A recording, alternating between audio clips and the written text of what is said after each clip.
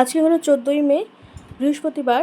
আজকে সকাল থেকে কি রান্না করলাম আর কী বা খেলাম সেটাই তোমাদের সঙ্গে শেয়ার করব।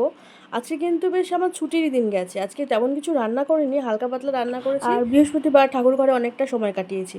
তো চলো সকালবেলা আজকে আমার বর ছেলে কী খেলো সেটা দেখাই, আর আমি লাঞ্চটা দুপুরবেলা কী দিয়ে সারলাম সেটা তোমার সঙ্গে শেয়ার করি।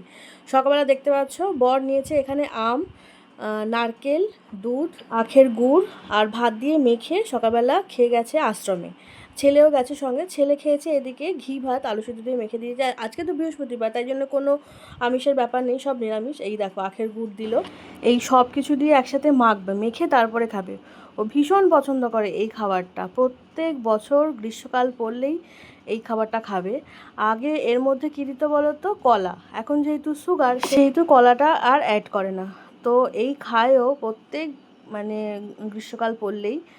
আর এখন একটু সুগারটা একটু কম আছে, কমের দিকে, মানে মোটামুটি 135 মতন ওষুধ খায়, তাই জন্য প্রায় দিনই খাচ্ছে, প্রায় দিনই। বারণ করলে শোনে না, এদিকে তো ছেলে বারণ করে, আমি বারণ করি তাও খায়। তো যাই হোক, বাইরে মিষ্টি মিষ্টিটা একটু কম খায়, অন্য কিছু খায় না, আলু খায় না।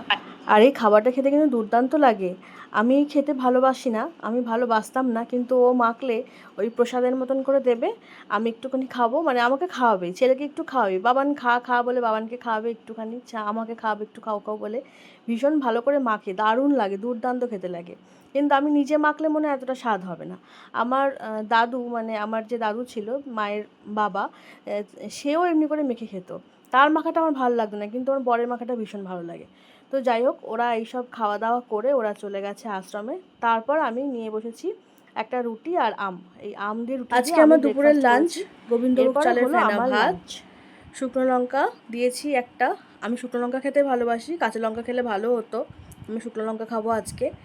ঘি দিয়েছি, আর শুকনো লঙ্কা দিয়ে আলু সিদ্ধ মেখেছি, আর পটল ভেজেছি। পটল ভাজাটা আমার ভীষণ ফেভারিট, সেই জন্য পটলটা ভেজেছি। এটা আজকে আমার দুপুরের লাঞ্চ। আজকে কিছু রান্না করিনি, বর আর ছেলে গেছে আমাদের নাকতলা আশ্রমে, গুরুদেবের আশ্রমে। ওরা সকালবেলা ঘি আলু সিদ্ধ ভাত খেয়ে চলে গেছে। আর বর কী খেয়েছে তোমরা তো সকালবেলায় দেখেছো, আমি পোস্ট করেছি তোমাদের সাথে।